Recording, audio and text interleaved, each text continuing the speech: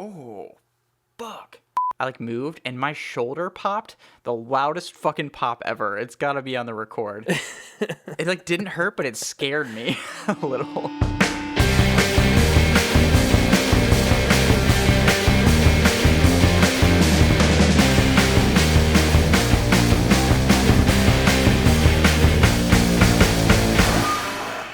Hey, I'm Blake. And mi nombre es Dave. Oh, God damn it. This is the Season 2 finale of First Prize Films, the podcast where I regret selecting a genre-specific movie each week, separated by at least a decade, and Dave, you and I pit them against each other to find out which film wins the coveted title of First Prize. Can you tell us what that means? Yeah, so it means about the same as saying, 5 more minutes when scoring through TikTok. Even we don't believe it. So today we are kicking evil in the face with these adventure movies. I made Blake watch Tomb Raider, a movie about an overqualified artifact thief with daddy issues. I was gonna say I hate it, but it's true. It's the truest, simplest sentiment. But I made Dave watch 1981's Indiana Jones and the Raiders of the Lost Ark, aka Indiana Jones and the longest movie title ever. So, Dave, this is our season finale, right? Yeah. We've never done adventure films before, and I was really excited for this. Yeah, me too. It seemed like a really fun season finale to do because it's whimsical and fun and also insanely stupid. Yeah, this is a wild ride. Why did you choose Lara Croft, Tomb Raider? Because Angelina Jolie makes me want to kneel down and worship her. Excuse me? I said she's a really good actress and it's fucking totally redeemed. Nice job. Have you ever seen this movie before? No, but I do remember when it came out, and everyone was really stoked about having a movie version of the video game, the computer game, I guess. And I remember there being a lot of chatter about how they over-sexualized her as the video game character, and that they were worried they were going to do that to her in the movie. And I don't think they did. I think they made Lara Croft a badass for sure. Yes. I have some notes about that later, but yeah, I think it was fun. It's a fun movie. I saw it when it came out, not in theaters, but I remember seeing it a bunch. It used to be on TV a bunch as well. And it was a fun time. I remember having an enjoyable romp in the adventure realm with Lara Croft. I never played the games, but I sure loved this movie. Yeah, it was a good movie. I liked the movie, and I don't think I ever played the video games. My brother might have played the video games, but I know I didn't. Okay. But why did you want to do Indiana Jones? Well, we're talking about adventure movies, and I don't think you can talk about them without mentioning the Indiana Jones series, right? True. It's a classic. It's a classic for a reason. As with the other movies and so many of these movies we talk about, I really loved this movie growing up. I watched it with my family, and it's just an all-around enjoyable time. And so I wanted to see it as an adult, like some of these other movies we've talked about, and see if it still hits the same. That's fair. I have not seen either of these movies, which is, again, a common theme for our fucking podcast. So we are getting an unbiased look from your side on these movies. Yes, though I will say Angelina Jolie is a lot hotter than Harrison Ford. I don't know. Oh, I do. I don't know. I have plenty of notes on that too. So let's bring out the whips and chains and maybe swing into action. Fucking Lara Croft can swing into my bedroom and whip and chain my ass. Oh, Jesus. Movie 1, Lara Croft, Tomb Raider, 2001. So Dave, I need you to give us your unbiased synopsis of Lara Croft, Tomb Raider. Meet Lara Croft, a multilingual, acrobatic badass who isn't bound by the laws of physics. Watch as she lives up to her name and raids several tombs to find a magic triangle that controls time thanks to other planets. Will she stop the literal Illuminati and save her unnecessary lover while avoiding every fucking bullet aimed at her? Maybe, but she will laugh a lot, and that makes me uncomfortable.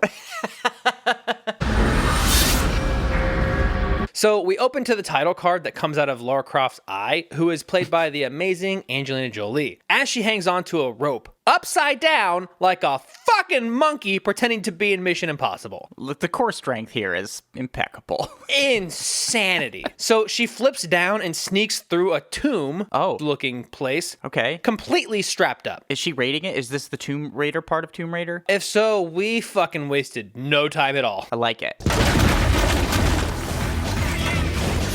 After she finds the trinket thing that she's looking for, I guess, a fucking robot smashes through the wall, and now we're in a gunfight with the robot. Wait, is this an ancient robot fighter in a tomb? I don't know, but either way, we gotta find the brakes on this thing, because we just fucking started. Somehow, she overpowers the robot with her own arms like she's Dwayne The Rock Johnson and disables the damn thing like it's an alarm clock that won't shut the fuck up, you know? She's literally stronger than a hydraulic-powered robot. But I guess to be fair, in this context, the robot was probably made thousands of years ago. This is like the early 90s. What the fuck are you on about? Well, we haven't revealed she's not in an ancient tomb. Oh. This is an ancient robot, Dave. Oh, you're right. My bad. She's like She-Hulk with an archaeology degree instead of a law degree. Not so fast, Laura. The robot pops back up to kill her, and... The fucking robot stops dead in its tracks, and Laura places a chip in the robot with a playlist, which turns it into the most convoluted iPod ever. The playlist is the most of the era music. Early 2000s shitty techno. Right. And if you love shitty techno, you've come to the right movie. Oh, for sure. Anyway, it turns out she was training, and the robot was made by her tech guy, who was like Steve Jobs, but way nerdier. Well, his name is Bryce, but that's close enough, right? Yeah. I'm only trying to turn you into a lady, and a lady should be modest. A lady should be modest. So now Laura's in the shower, and well, now she's out of the shower, and oh my God, Blake, she's dropped her towel on their side boob. This is going to be the whole episode. Oh, man, okay. Did you get a cold shower? Are you okay? Yes, maybe. But now we're in Italy. Brothers and sisters, today is the 15th of May. And we meet the clear bad guy, Powell, as he meets with the actual Illuminati about some key and independent planetary alignment, and how he needs to be ready in a week. Then he tells them with the confidence of a student who didn't do their part of the group project, oh yeah, we'll be ready, trust me. Mr. Powell, we are working from clues based on ancient cosmological models. All I heard was generic bad guy talking to generic bad other guys doing generic thing for the stuff. Plot. Proceed. Right, but... We're not ready, are we? No. So, back at Laura's fucking mansion, we find out that today is the day that her father died. I miss you, Daddy. Well, shit. We go from gunfights, robots, the Illuminati, and side boob straight to dead dad. Well, I don't know about you, man, but I've lost my erection. TBD on mine. But I knew you were gonna say it. Yes! But I do have to point out, we are however long into this movie, and there's one thing that we know for sure about Lara Croft. She's not like other girls, Dave. She doesn't wear dresses. She doesn't probably shower often. And she definitely likes to fight. Yeah, totally. Tonight, Pluto and Neptune align with Uranus. So now we get some more information about the supposed planetary alignment, and oh boy, put your seatbelt on, Blake, because this ride is about to get bumpy.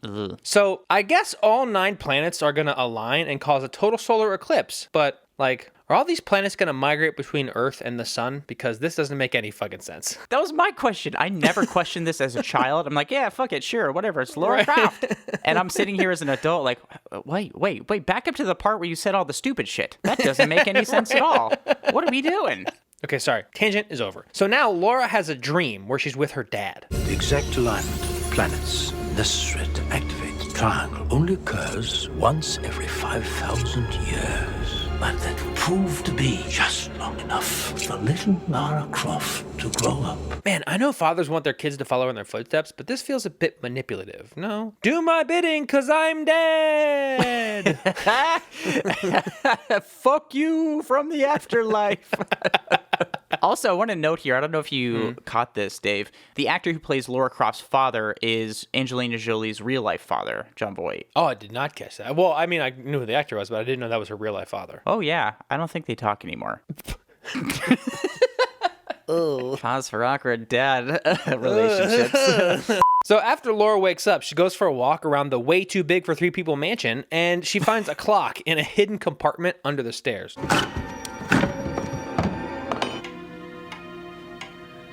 So she brings it to Bryce at the ass crack of dawn. What's that smell? 5 a.m. It better be good.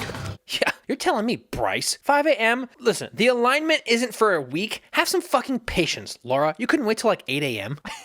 I also love how instead of traveling the world, Laura should have been tomb raiding her own fucking house, apparently.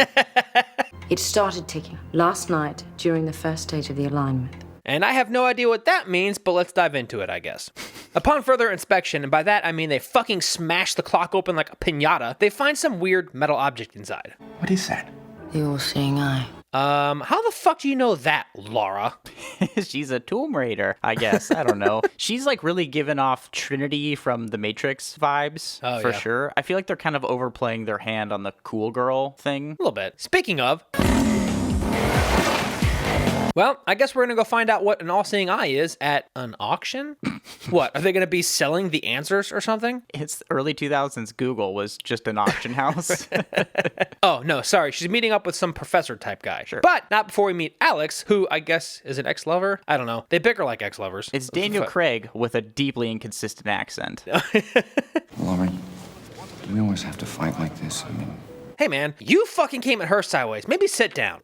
Don't you talk to Lara Croft like that. Son of a bitch, I'll hop through this screen. Dave will have to stop masturbating to hurt you. I know. God damn it. So she meets with this professor guy where we find out that this all-seeing eye thing is simultaneously a countdown clock and a key, maybe? Either way, it's a Swiss Army artifact. The artifacts back then, Dave, it took so long to make that they had to make them multifunctional.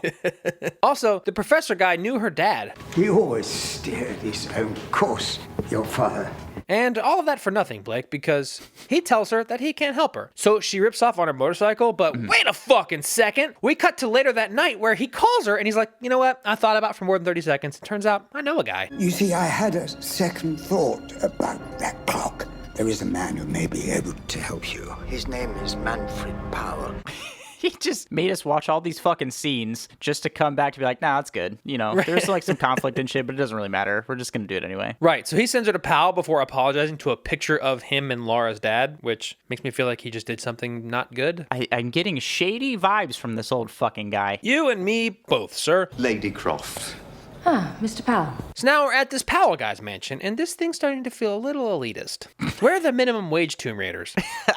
We need more blue-collar Tomb Raiders who take the bus to their ancient artifact sites. Exactly. What does Mr. Powell do?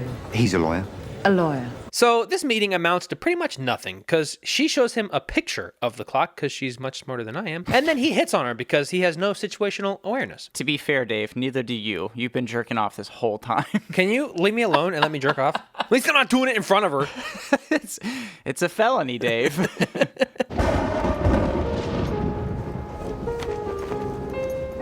So back at the Croft mansion, Laura is practicing her high wire act for the local circus, I guess. She's bungee dancing. Yeah, which I didn't know was a thing, but apparently she just has random bungee cords in some giant open room in her mansion because rich people get bored too, Blake. Rich people are in their weird fucking hobbies, right? Like, I guess it's better than, like, rare animal trophy collecting, but it's kind of embarrassing. But something nefarious is afoot. The bad guys are here! Oh, wait. Sorry, that sounded excited. The bad guys are here. Oh, no, Dave. So approximately 50 million bad guys sneak into the mansion to steal the clock thing, which feels like the most amount of overkill I've ever seen in my life. Yeah, but luckily Powell hired his SWAT team from a temp agency because they all suck. Yeah, because Laura, the one-woman physics-defying army, brings fists and brains to a gunfight and fucking beats every single goon in this room while swinging around on her fucking bungee cords. She's running around her giant fucking mansion using whatever she can. Maybe she has guns? I can't remember. It's a blur of found objects and bad guys getting hit with them. Right, which continues in the garage where she beats even more goons with a makeshift air gun that shoots fucking screwdrivers before she fires up the trusty motorcycle to defy even more physics. I want to walk into a Home Depot and ask where the screwdriver guns are and see what they fucking tell me. They're like, electric screwdrivers? She's like, no, the guns that shoot screwdrivers at people. And the guy's like, aisle 17.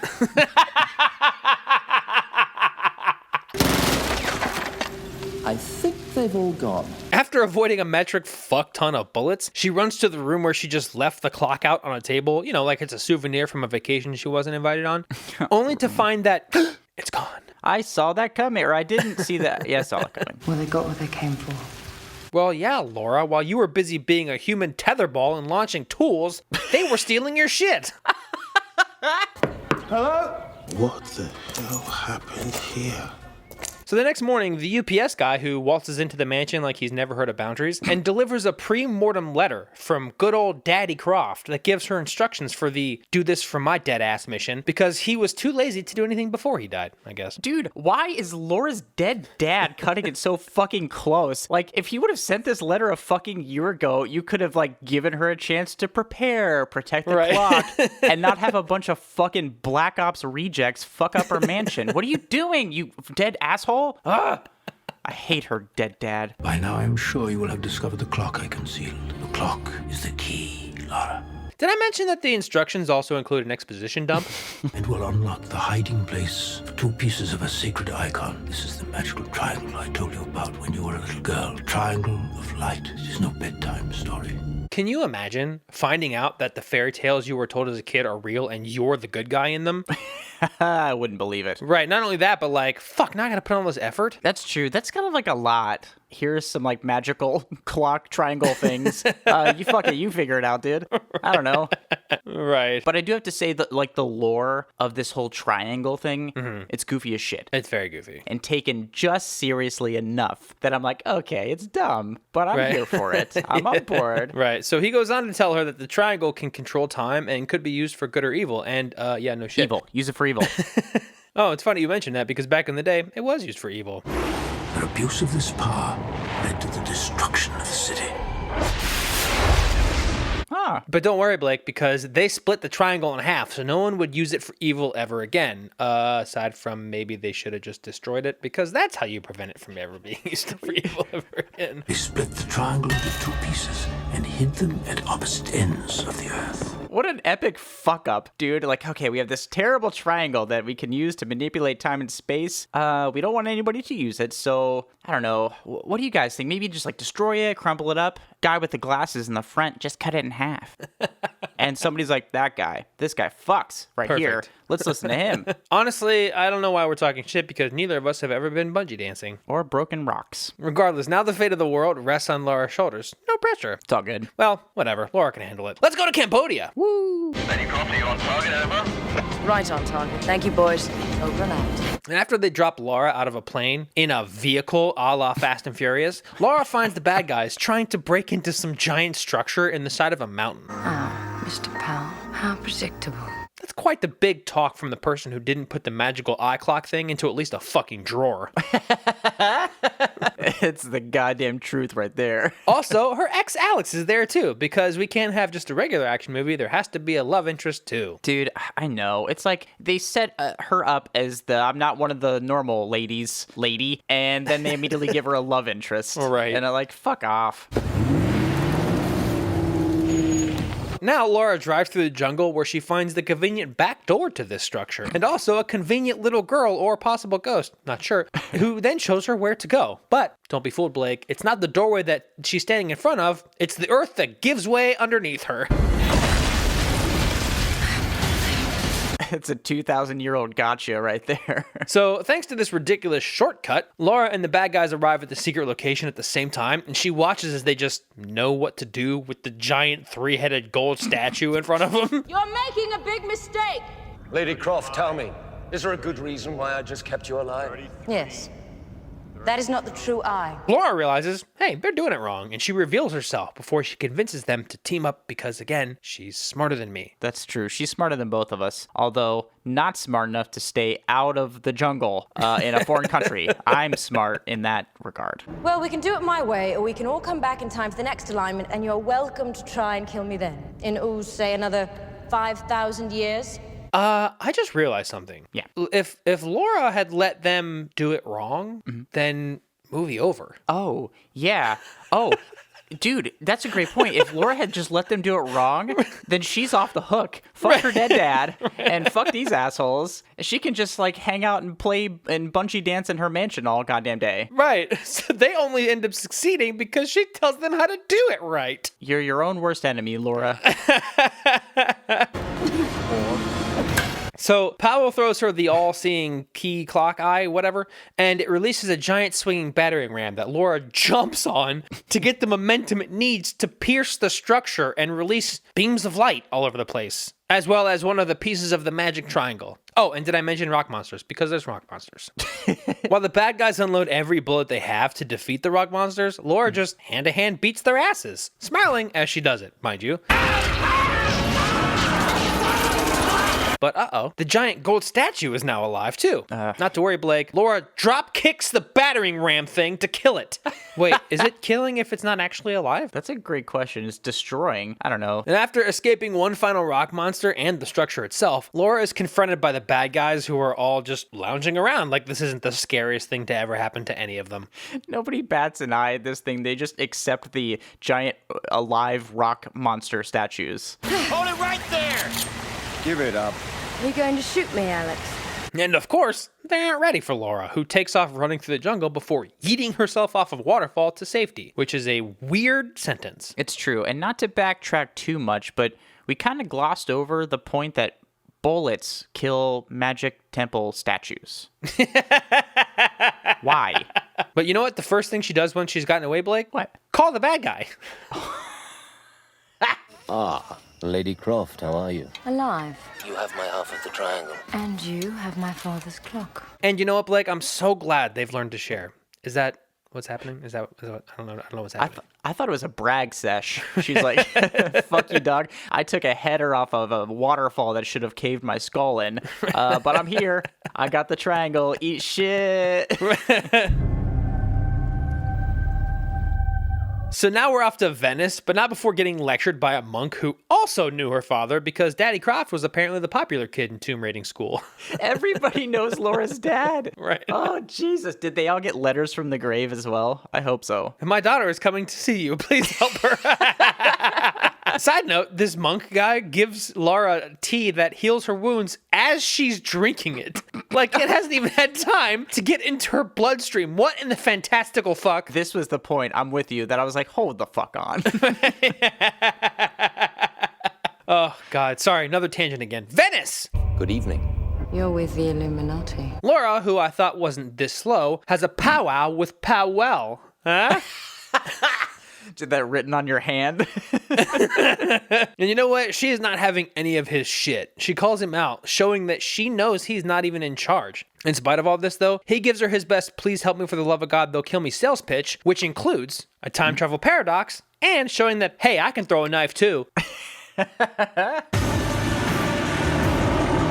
So after Lara threatens her ex not to cross her, which he's already done, she and Powell team up and actually fly off to another location, this time Siberia, which, like, listen, why not plan everything in one location and go to a second? We're just flying all over the fucking globe here. A lot of wasted fuel in this movie. Yeah, how about saving the planet before saving time and space, people? Jesus.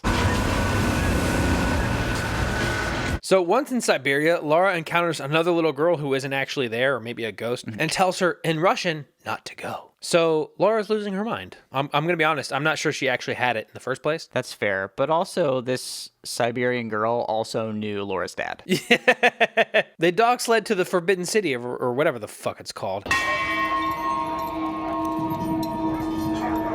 Lara knows just what to do, yet again. All right, let's go. She learned this in tomb raiding school. She got her undergrad in tomb raiding. So they arrive at another giant structure, and this time, one that I guess is supposed to model the solar system. Whatever. It's magical, too.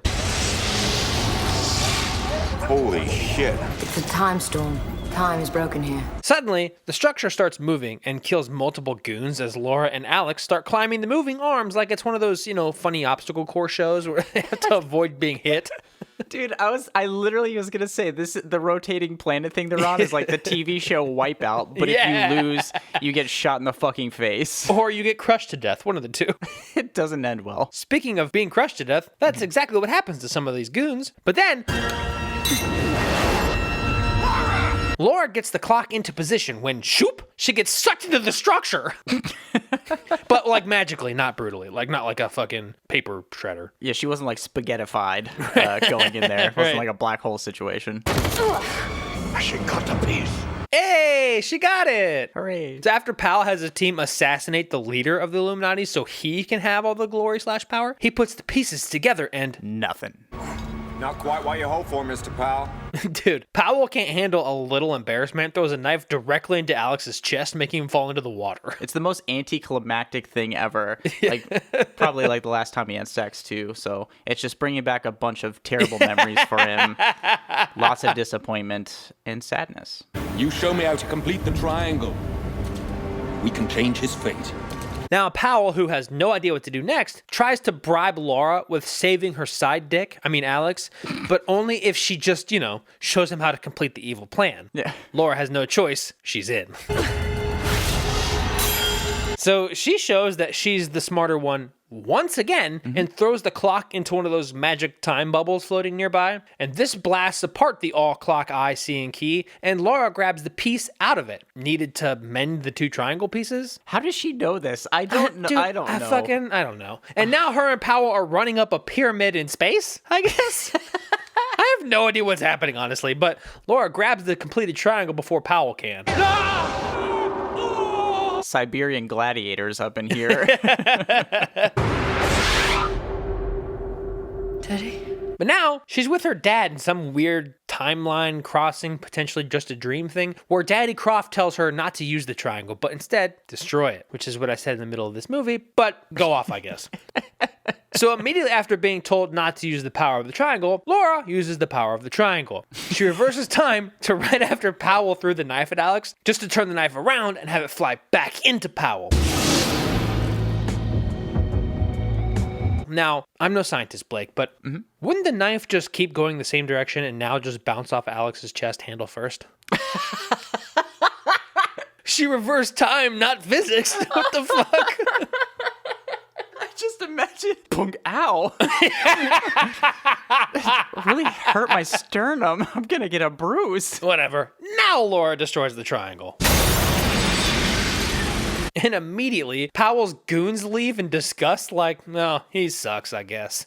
That guy threw a knife and hit himself in the chest. What a dick. We're leaving. He's such a loser. Not only is he a loser, he also killed Daddy Croft and stole his pocket watch. And that is what does it for Laura, because now it's the boss fight. Yeah, I never saw that coming. No guns. Laura and Powell go hand to hand as the structure has an electrical freak out, and Laura pulls the all, I'm down and out. JK, I'm good. Kick punch, I win. That's a thing, right? Yeah, that's a thing. It's a move. She kills Powell with a single throat punch and escapes just as the structure blows up. Caved in his trachea. But the dog sled that they use is destroyed. But we know this won't stop Laura, and neither does physics, because she holds on to the dog reins and boot skis her happy ass out of there. She just casually ice skates out of a collapsing temple, propelled by convenient dogs on a leash. At least one of us is having fun, Laura. So back at Croft Mansion, Laura is in a dress and a sun hat, much to Hilary and my delight. We see her visit her dad's memorial stone in the yard just to turn around and walk back in the house, where Bryce unleashes his robot on her again. Hilary hands over her pistols on a literal silver platter and... roll credits. You can take the guns away from the girl, but you can't take the girl away from the guns. Sure. Girl power? I don't know. You know, the whole dress thing was like a nod to the beginning when Hilary's like, try and wear a dress. She's like, I'm not wearing that. And as soon as she wears a dress, now he's like, here's your guns back. This whole thing was a ploy just to get her to fight in a dress so he could see up her fucking skirt. That's what this was. Hilary, you dirty bastard. This is terrible. Granted, she did drop a towel in front of him, so I don't know how valid that is. Fair, but also Hilary makes me uncomfortable. So, hard techno blaring gun-toting ways aren't the only Laura we get to see. Sometimes she'll wear a dress to walk 50 feet outside of her mansion. Like character growth, Dave. Sure. This movie is weird to rewatch. It does hit that tone, though. It's so fucking hokey, but it is a lot of fun. There's a lot of flaws. It was, it was very fun and very stupid. And Literally nothing made sense at any point. The fucking planetary alignment is like, what are you talking about? That doesn't make sense.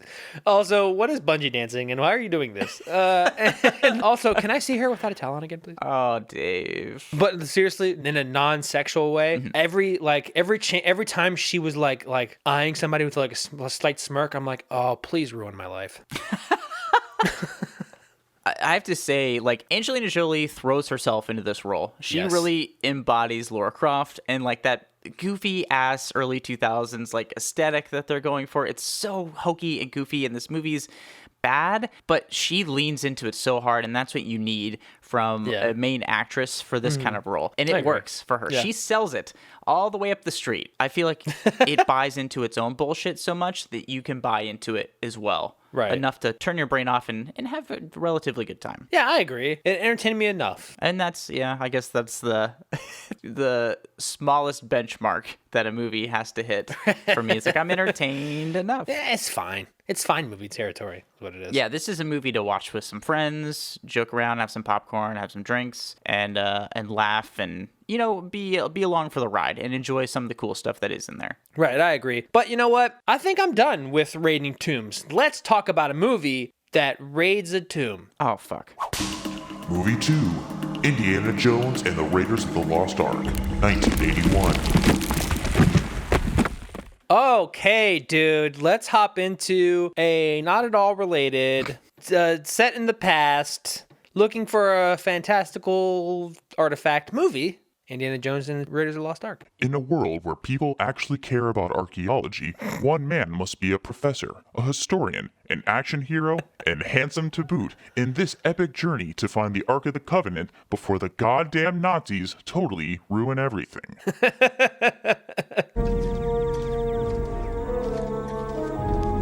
We open to the dense forest of Peruvia, 1936, Dave, aka the woods in Burbank, and we meet our rugged, whip-carrying expedition leader, Indiana Bondage.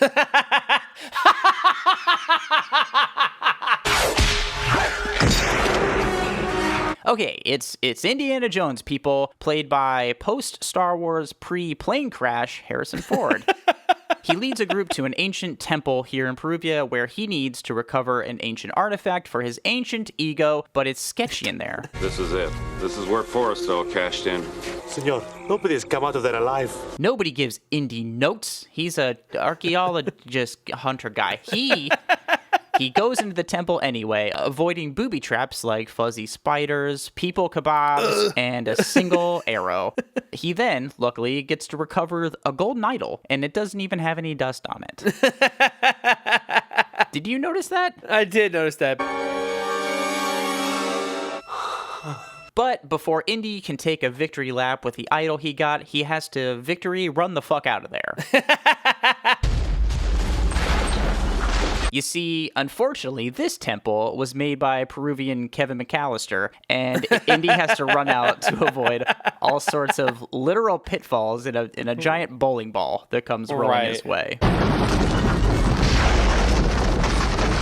To add insult to injury, though, when Indy, he makes it out alive, he's held up by the natives that are waiting outside, directed by foreign asshole Bellic, his rival. Oh, God. Dr. Jones, there is nothing you can possess which I cannot take away. So Bellic has the smallest of 1930s dicks at this point. Also, evil laugh, really? I know. I was like, come on. Get out of here. What is this, the 30s? So Indy has been keeping up with his cardio, luckily, and he runs away. He hops into his floating water plane and takes off to safety, just as the classic theme song plays. And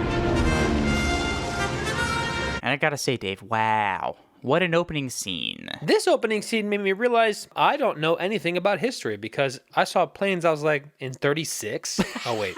I thought the Wright brothers didn't come around to the 40s. So I was like, oh, I feel stupid.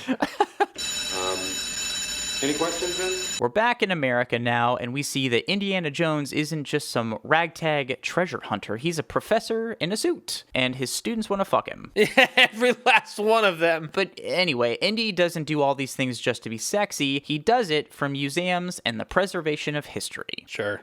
Professor of Archaeology expert on the occult, obtainer of rare antiquity. Now, some government dweebs in suits, they come to see Indy. They have a job for him, Dave, and it has nothing to do with how hot he is yet. No. But it does have to do with the Nazis. Nazis.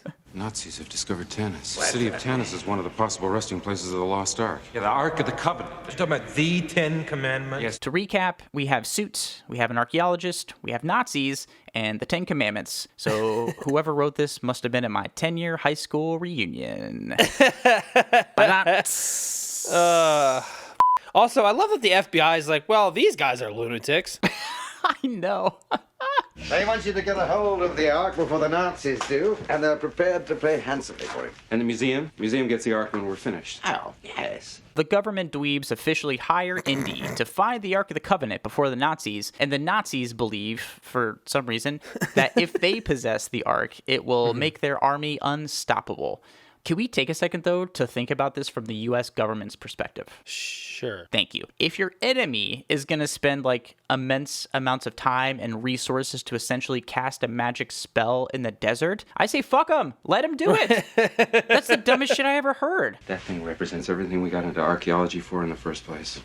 So Indy, he's got to go now. He's got to find the Ark, and he tosses a gun, his hat, and a whip into an old suitcase, and he's off because I guess that's all you fucking need to find the Ark of the Covenant. Listen, we're talking about a man who just has champagne just sitting out. He's a mad lad for sure. Nice to see you again, Dr. Jones.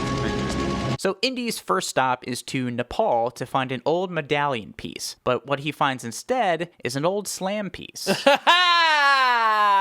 He got jokes. Indiana Jones.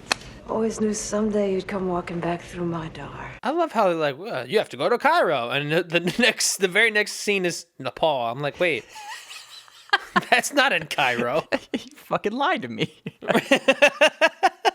So what are you doing here in Nepal? I need one of the pieces your father collected. We're at this little bar in Nepal, and we meet Indy's ex-girlfriend, Marion, who's just had enough shots to make Jim Beam blush.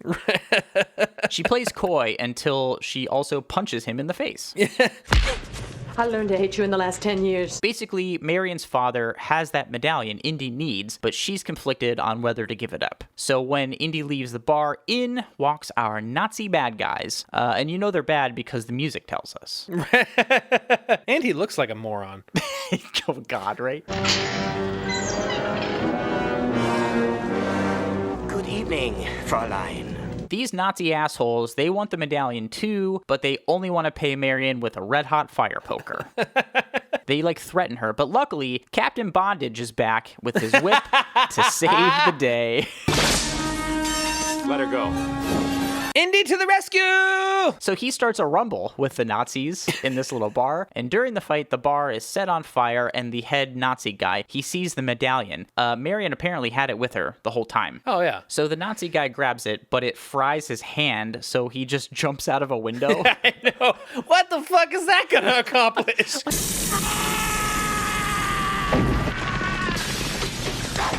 So Indy saves Marion, and she recovers the medallion. She wants her $5,000 that Indy promised her. Until I get back my $5,000, you're gonna get more than you bargained for. I'm your goddamn partner. Sign me up. Fine. Sure. I mean, I guess her bar burned to the ground, so, like, fuck Nepal. I guess I'll hang out with my ex for a while. We both know they're gonna end up fucking. I don't know. I have notes on that later. So... I knew the Germans would hire you, Sala. You're the best digger in Egypt. So Marion and Indy, they make it to Cairo finally, where they chat with Sala, an excavator. He reveals that the Nazis found the map room, which is the place that will ultimately reveal where the Ark of the Covenant is located. And I have some notes for these ancient people. Like, why do you have to be so fucking inconvenient? Have you ever tried just making a sign? Maybe a system of arrows or something? Like, bro. This way to the Covenant. Riddles and myths and maps and rooms and shit. It's a lot. But if that's not frustrating enough for anybody but me, the Nazis hired some Egyptians to knife Indy and Marion. It's another fight scene, Dave. This movie, if nothing else, is exciting as shit. Sure. Amongst all the action, our duo, they work their way through Cairo, beating the shit out of the locals, and Indy, he's faced by one man with a giant sword. So he handles this problem in the most American way possible, with a gun. Fun fact about this scene is that initially it was supposed to be a full-blown sword fight, but on the day of filming, Harrison Ford was really sick, so they're like, just shoot him. I guess I wouldn't want to partake in a sword fight having diarrhea. Right, exactly. So in the melee, Marion is confused for laundry, and she's scooped up while she's hiding in a basket. She's thrown into the back of a full truck of explosives, which, spoiler alert, fucking blows up. Marion. Yeah, Marion's dead. She wasn't laundry after all. Rip. Now sprayed with the bits of Marion's large intestine, Indiana Jones starts craving some barbecue. Oh, no. Maybe not, but Indy does run into Belloc. Remember that asshole from the opening scene who stole the golden idol from him? The Nazis have hired Belloc as their resident Tomb Raider archaeologist guy. Jones, do you realize what the Ark is? It's a transmitter. It's a radio for speaking to God. So Belloc sucks. Yeah, he's also fucking crazy. He's also a shitty archaeologist. Yeah. Indy and his Cairo excavator friend Sala, who we introduced before, they discover that Belloc got some facts wrong. They're digging in the wrong place. Now, Indy and Sala, they're undercover and they go to the Nazi dig site so Indy can drop into the map room, which is underground. Nothing to see here, just two guys sneaking into a hole in the ground.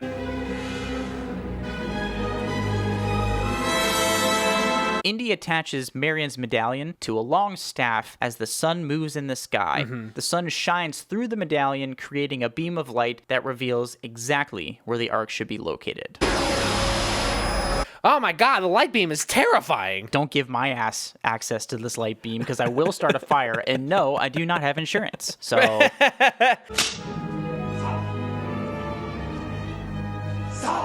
So what I said before about the Egyptians being too roundabout with their directions, I kind of take it back now because this is fucking awesome. It's so cool. It's like a staff and it's a thing and it's like so like low tech and fun and cool and mysterious and awesome. I had a boner last movie. Blake's got one this one. I get my rocks off on rocks. So it's an it's a rock joke. Do you get it?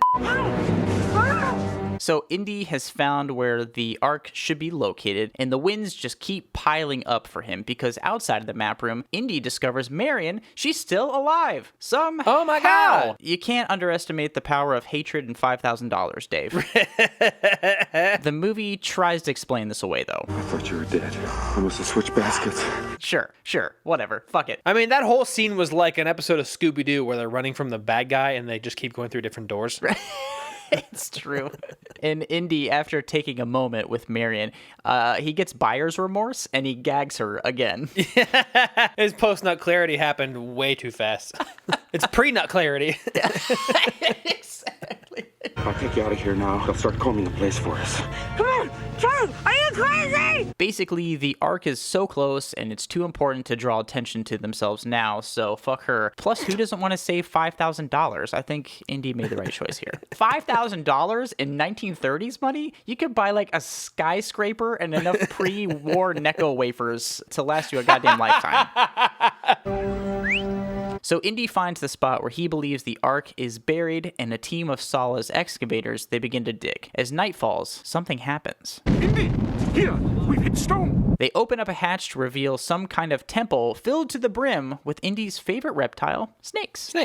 Why did it have to be snakes? There's been lots of shit I personally would have bailed on up to this point. You and me both. I think I can speak for us. But if I did have the cardiovascular strength to make it this far in the movie, snakes are my breaking point. It's funny that both of us have noped the fuck out of this movie based on our phobias. Yours is snake, mine's arachnophobia. Yeah. Yours just didn't happen in the first 30 seconds like mine did. So Indy does the sensible thing. By hoisting himself down into the Temple of Snakes, he gives them a quick drink of gasoline and ignites them from the inside out. Also, I like how Sala and Indy, right before they jump in, are definitely me and you. And I think you are Sala, where he's like, very dangerous. You go first. Sala is 100% me. I'm like, man, that sucks, dog. Enjoy it. I'll watch from up here.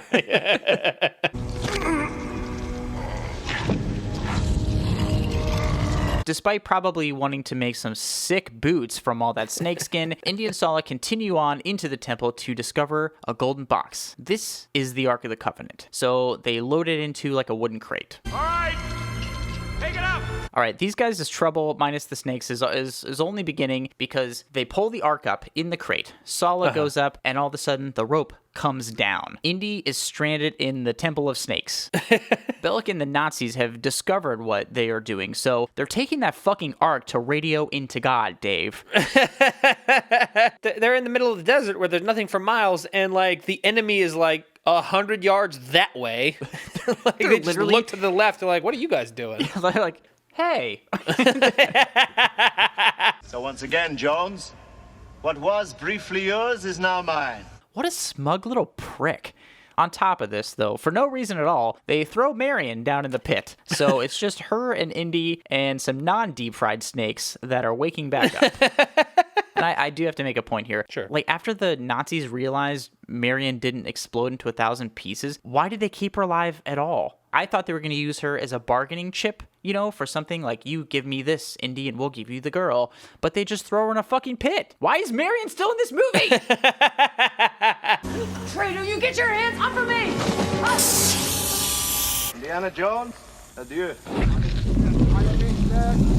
So they're trapped underground in the temple thing now. But all is not lost, Dave, because after running from snakes, falling statues, and I guess the corpses of the previous tenants of this place, who are just screaming at the top of their lungs, Indy and Marion, they just walk out through another entrance.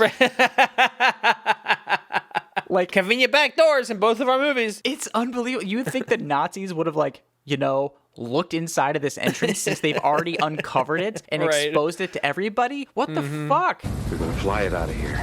That Ark gets loaded, we're already gonna be on the plane.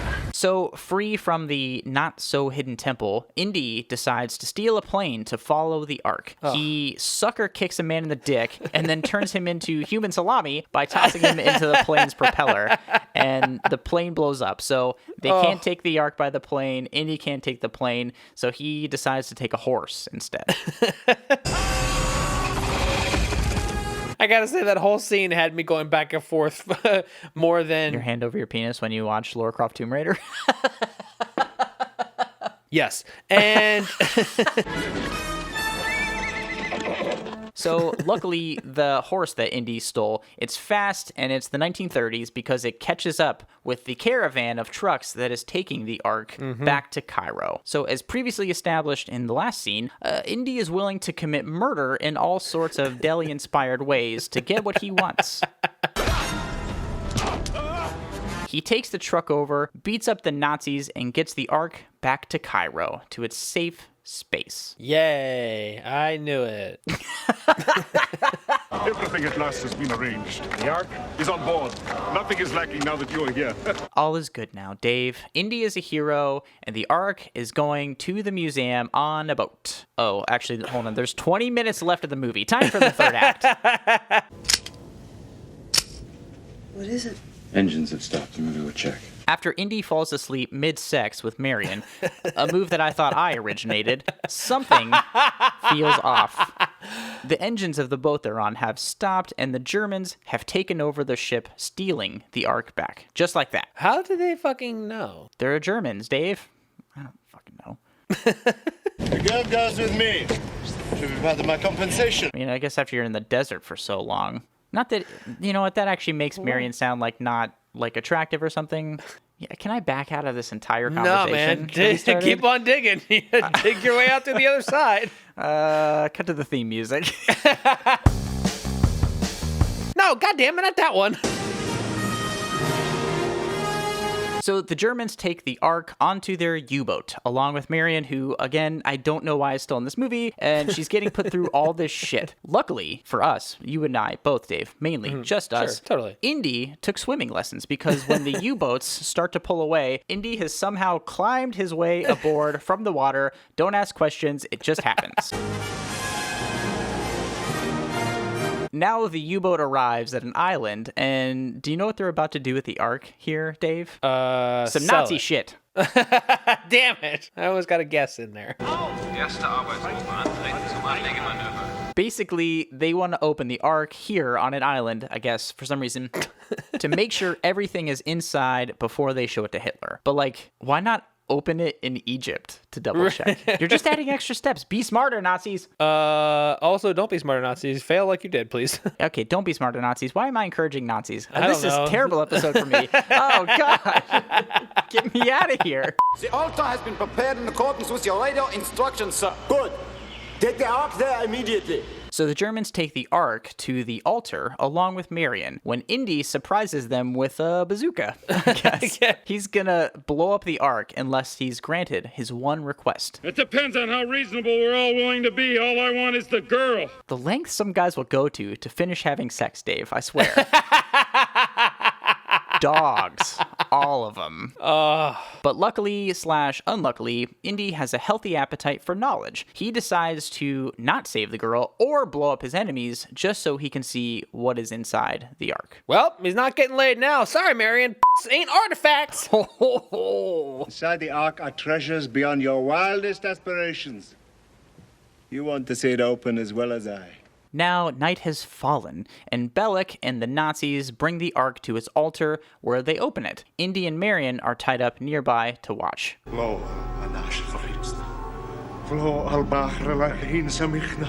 know what's inside the Ark, Dave? It's just sand. But it's not just any sand, it's magic Bible sand. From within the Ark arises some sort of fog or a ghost. It's the Holy Spirit, maybe, and it's just as pissed as when you wake me up from a nap.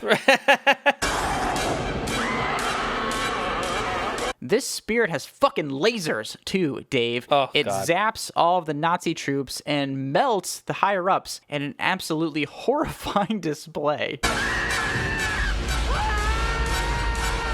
This scene gave me fucking nightmares when I was a kid. Dude, it actually looked really good. I was not expecting it to look as good as it did. They still look disturbing, even when they obviously are like melted wax figures, you know, time-lapsed up. It's still gross and still effective. I agree.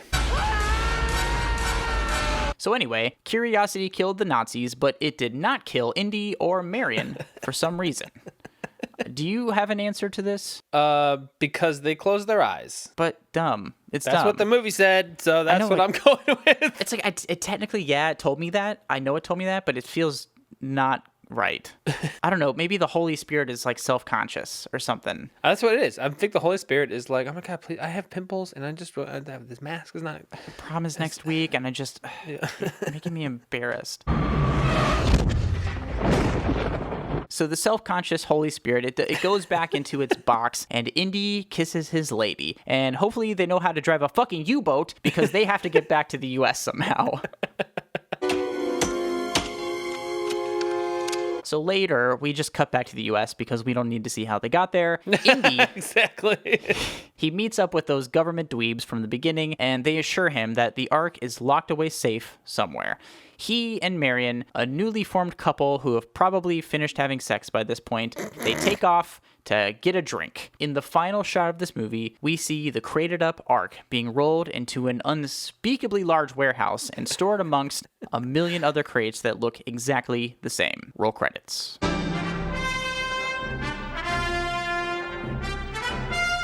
Oh, God. I just have one question for you. Please, all the questions. What would have happened if Indy wasn't there? Well, the Nazis wouldn't have probably found it because they can't do map rooms, I guess. But also they would have saved themselves from melting and taking lasers to the dome. But okay, so let's say that they did find it and that they did take lasers to the dome. Why was Indy in this movie at all? Actually, I'm glad you bring up this point because I was thinking of this. There's this whole thing online where people have talked about this, and I think this is what you're referring to. Yes. That none of this movie would have happened if Indy would have just stayed the fuck home. Exactly. I'm good at that, so I probably saved the world a couple times by just staying the fuck home. You're welcome. But Indy's motivation in this movie, I understand. They lay it out pretty clearly. He's not there for the money. He wants to find the Ark. This is his opportunity to get bankrolled to do it. Sure, yeah. He wants to present it within a museum context and like the greater historical relevance of like finding the Ark of the Covenant. So while technically, plot-wise, nothing would have changed at all. But I do understand his motivation to go after it, which, in my opinion, I think is enough to justify the story. That's a lot of words just to say I don't mind plot holes. It's not a plot hole, though. The movie's plot doesn't make any sense, is what I'm getting at. I understand the criticism there. I'm not telling you you're wrong, like I typically do. But in my opinion, I think there's motivation for him to be in the story. You know what? I think we should just get into Thunderdome because we're already talking about plot stuff. We might as well actually talk about plot stuff. So, Dave and Blake in the Temple of the Thunderdome? Thunder Raider Dome. Movie versus movie. Welcome to the Thunderdome.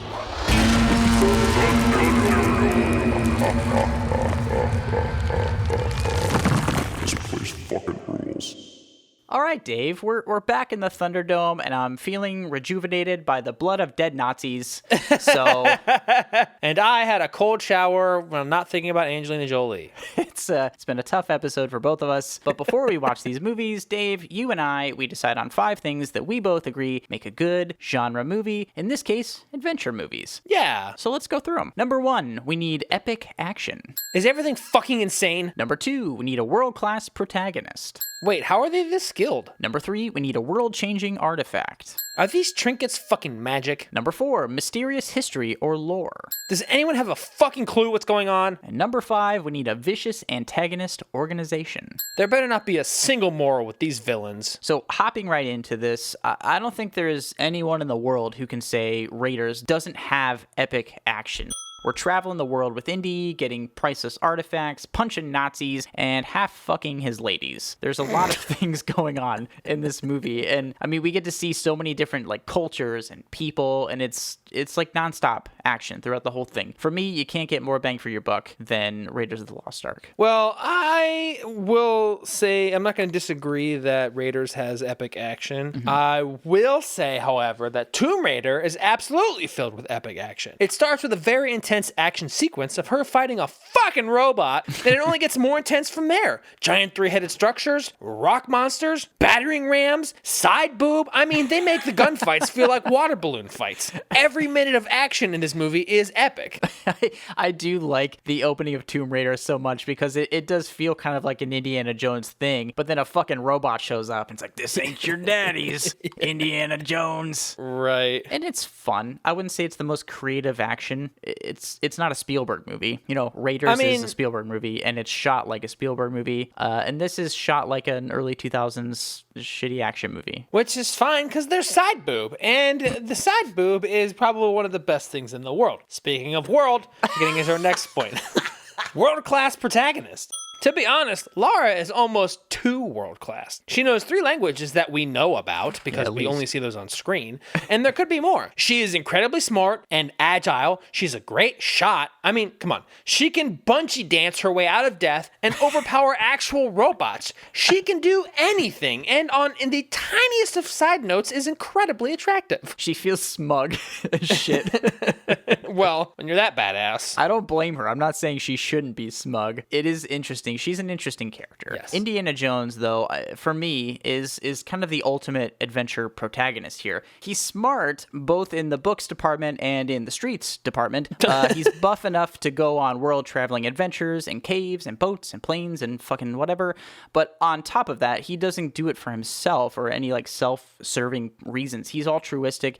He wants all these artifacts he's finding to go to museums, to be preserved and presented for everyone. That's, for me, both worldly and classy. Sure, but you know what's not classy is doing whatever the fuck he did to Marion in the first place to make her that angry. I don't want to know. No. Whatever he did to her, it changed her world, and in fact, moving to our next point, he's now looking for a world-changing artifact. Hey, a good one. It's a little twisty, windy road, but we got That's there. Fine. Yeah. So locating the Ark of the Covenant itself, it would be world-changing, right? But that's just one layer to this artifact that we're dealing with. The Nazis believe that if found, it could give their army limitless power to crush its enemies. Mm-hmm. And even though it was only an angry ghost inside, the implication of finding this Ark throughout the whole movie is that if the Nazis got a hold of it, it would have changed the course of history as we know it, Dave. Yeah. We would be speaking German way way more than we are now. But would we? Because nothing happens. So, in my opinion, it's not really world changing because anybody who opens it gets slaughtered immediately. So, it's not really changing the world. It's just killing people. So, it's a world killing artifact. And by world, I mean small group of Nazis. But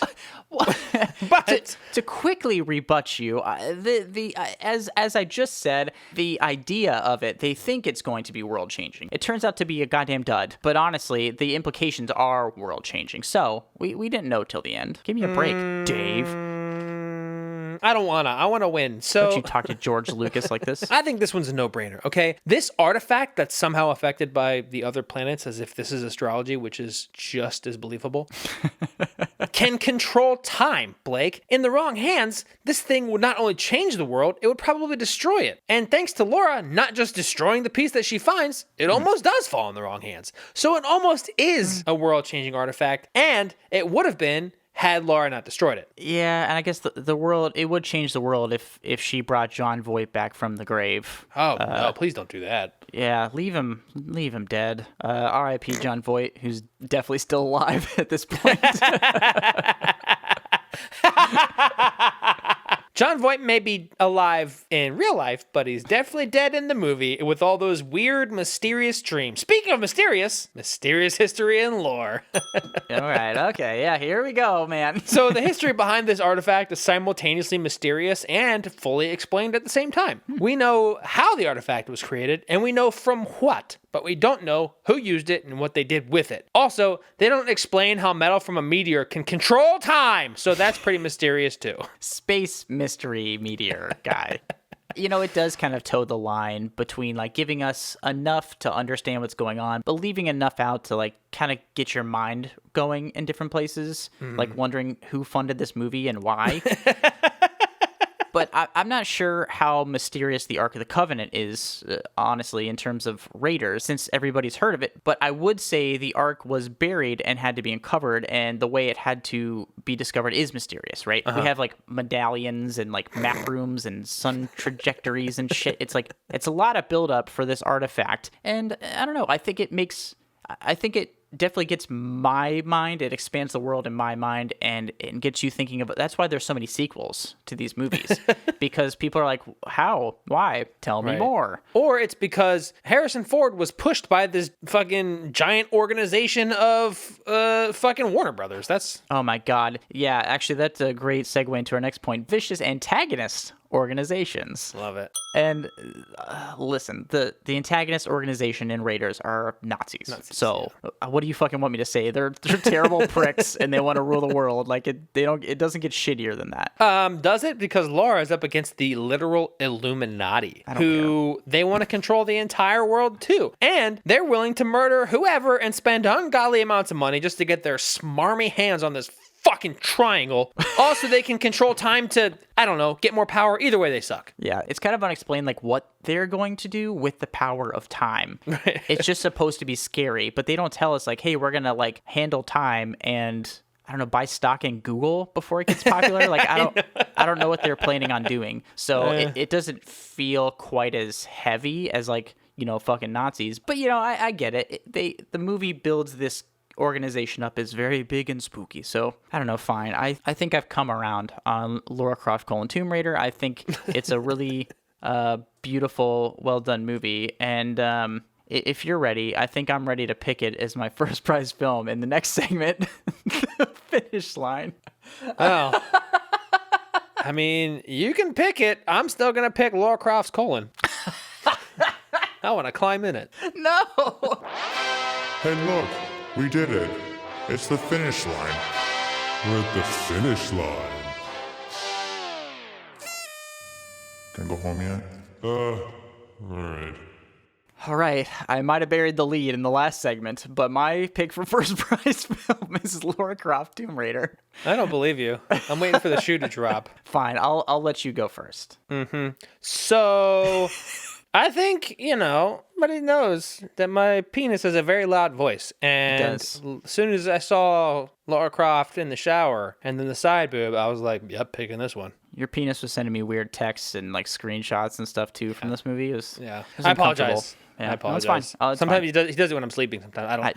It's either way. I'm not gonna pick it because my penis is not the brain that is in charge most of the time. The brain is, and the brain has to say that. I mean, you can't pick against Indiana Jones. Like Tomb Raider is fine. It's dumb as shit in a lot of the stuff it says. It's so schlocky. I mean, it has no physics. It has no spatial awareness in terms of people and space. Yeah. And Indy, it's fantastical, of course. These movies are supposed to be, but the stuff is believable up until the angry box ghost. And they grounded enough, yeah. Yeah, it's grounded enough other than that. So I think it's just, I'm not going to pick against Indy. So I'm going to pick Indiana Jones and the Raiders of the Lost Ark as my first prize film. That's a fair choice, and it's a good choice, because Lara Croft Tomb Raider is fun enough. It is really dumb, schlocky, nonsensical action stuff, but I think you can get behind it enough to have a fun Saturday afternoon watch.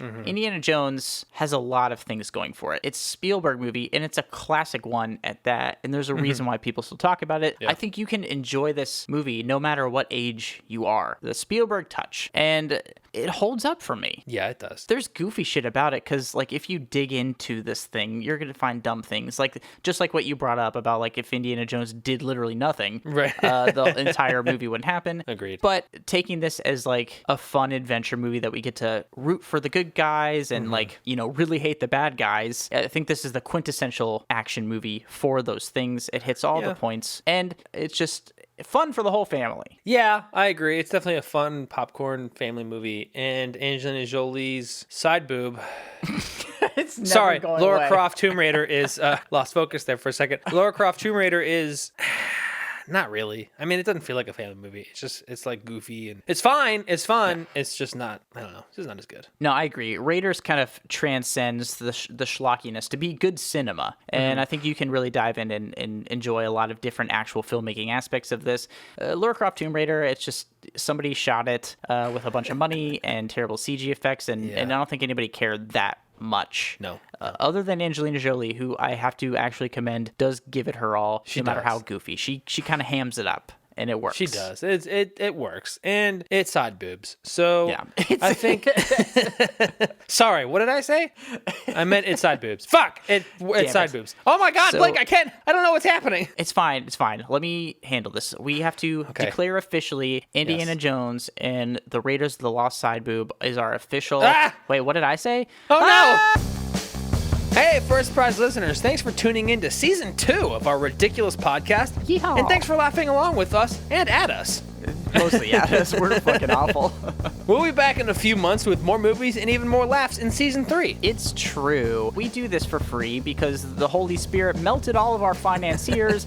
But if you'd still like to support us, consider rating and reviewing us on Apple Podcasts, or come hang out with us on Twitch. We stream every week, especially in this off-season. We're talking about movies, having some laughs, and chatting with you guys. So come by, let us know what you think of the movies we're talking about, or tell us what movies you're watching this week. We just want to kick it and enjoy the evening with you guys every Wednesday. On top of that, some Sundays we're actually watching movies together with you guys. So if you want to check that out, but also check out our socials. It's at First Prize Pod on all platforms, and that includes Facebook, Twitter, Instagram. We're on TikTok and YouTube as well. Also, don't forget to check out our website. It's firstprizefilms.com. It's true, dude. We appreciate you guys for hanging out with us this season. It's been such a blast. We got you an extra episode as opposed to last season, but we have plenty more coming up. We have a few more bonus episodes before we get into the new year and start a whole new season. Yeah, there are so many movies. We're gonna Pokemon this shit and watch them all. Or catch them. I don't know, whatever. In the words of the wise Arnold Schwarzenegger, we'll be back. See ya! Bye ya!